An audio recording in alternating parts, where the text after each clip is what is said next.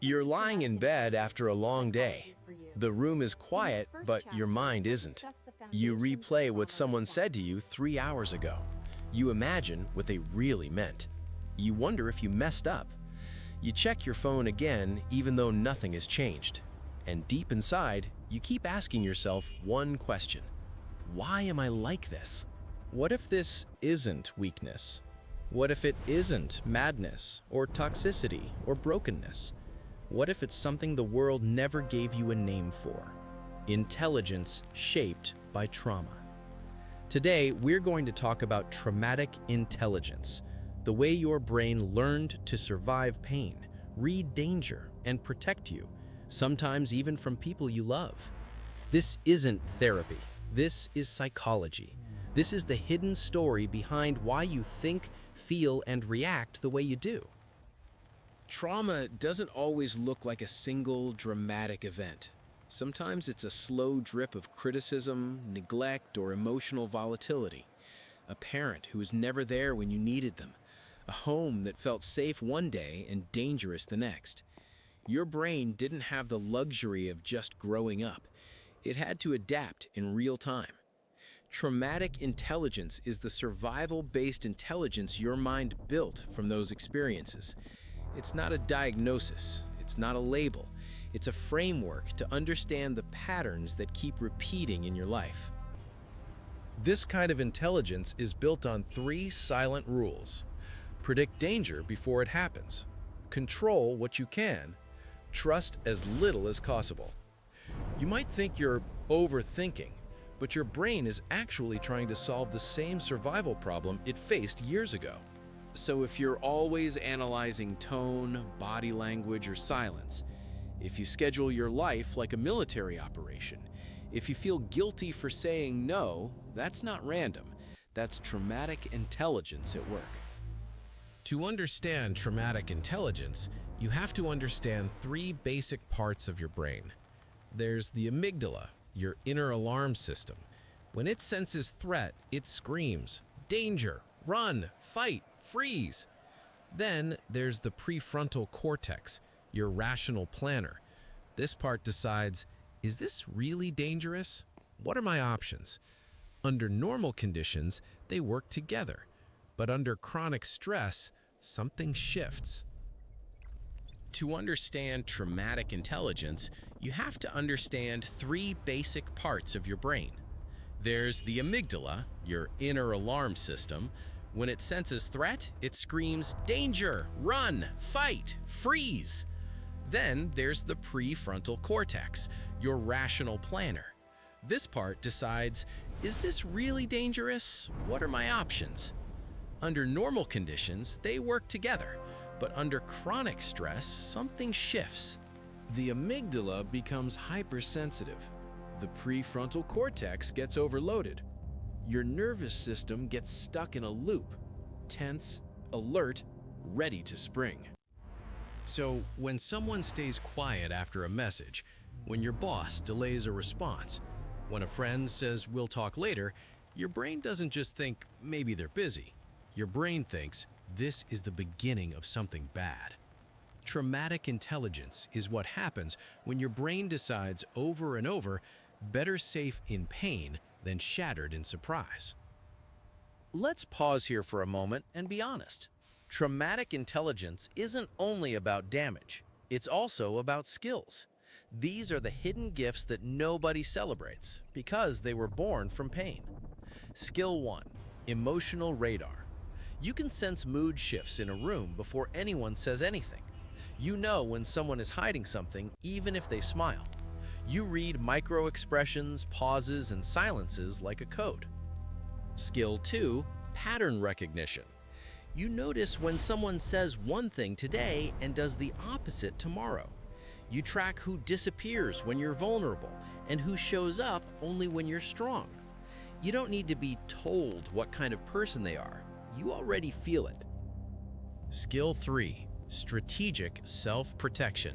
You learned early how to say what people wanted to hear, how to hide your real feelings, how to be the good kid, the easy coworker, the low-maintenance partner.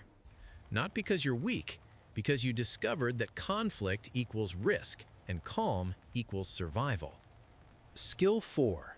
Independence. You learned how to do it alone. You plan for worst-case scenarios.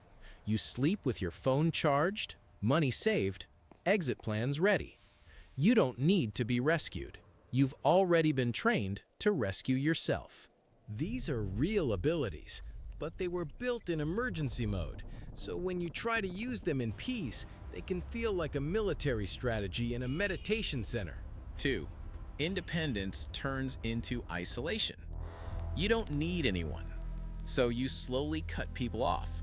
You tell yourself you're focusing on yourself, but deep down, you're actually protecting yourself from being let down. Your relationships start to feel like convenience, not connection. Now let's talk about the cost, because every strength, when taken too far, can become a prison. 1. Hyper-awareness turns into paranoia. Your radar is always on. You scan every conversation for hidden threats. You overanalyze neutral comments. You expect betrayal before it appears. You might behave in one of these patterns. Testing. You subtly test people. If they really care, they'll notice when I'm quiet.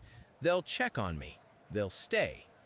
When they don't pass your test, you label them cold or selfish, even if they were just human. Half-hearted commitment.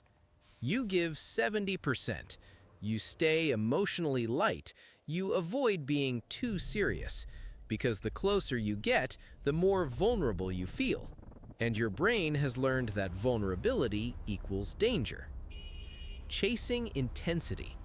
You feel addicted to chaos, drama, fights, passion, uncertainty. Calm and stability feel boring, but your nervous system is wired for adrenaline, not peace. You're not attracted to healthy patterns, you're attracted to familiar patterns. The sad truth is that traumatic intelligence often chooses the same kind of pain over the unknown of safety, because the brain would rather suffer with what it understands than risk being lost in something new. Traumatic intelligence doesn't just show up in relationships, it shows up in your goals. You start a project, and then suddenly you're distracted. You meet someone who likes you, and within weeks you find a reason to leave. You win a small victory, and then you binge scroll, binge eat, or binge overwork right after. On the surface, you call it self-sabotage, but underneath, your brain is whispering, "If you get what you want, the world will change, and I don't know if I can survive that change." So your survival system creates a familiar kind of failure. People-pleasing turns into self-betrayal. You say yes to keep the peace. You smile when you're boiling inside. You compromise your boundaries because you learned that saying no once led to loss, punishment, or chaos. Over time, you forget what you truly want. Overthinking turns into paralysis. You map every possible outcome. You rehearse conversations, exits, escapes. You plan for risks most people never consider. But by the time your mind is ready, the moment is gone and you feel stuck. This is why some people feel lazy but ambitious. They're not lazy, they're traumatically intelligent, stuck in a loop of survival thinking instead of forward movement. Nowhere is traumatic intelligence more visible than in relationships. You crave closeness. You dream of being truly seen and loved. But as soon as someone gets close, something inside you panics. Failure you can manage. Failure you already understand. Because to your mind, known pain is safer than unknown success. Self-sabotage isn't a personality flaw. It's your traumatic intelligence running a protection program it thinks is keeping you alive. So what do you do with this? How do you honor what your mind built without letting it keep running your life? First, name it. When you notice yourself overthinking, distancing, or self-sabotaging, don't call yourself broken. Say this instead: "This is my traumatic intelligence trying to protect me." That simple shift changes everything. You're not attacking yourself anymore. You're observing a survival system that served you once. Second, pause it. Your automatic reaction is to respond instantly. Your brain is trained to act fast, but real power comes in the pause. Before you reply, before you run, before you shut down, take 3 slow breaths. Ask, is the danger real or is it memory? Third, reprogram it. Your traumatic intelligence is not your enemy. It's an old operating system. Upgraded systems can still run on the same hardware. Use your pattern recognition for self-awareness, not fear. Use your emotional radar for empathy, not suspicion. Use your independence for strength, not isolation. And when you sense intense fear around closeness, success, or calm, see it as a signal, not a command. Your trauma didn't just mark you, it trained you. It gave you a form of intelligence most people will never understand.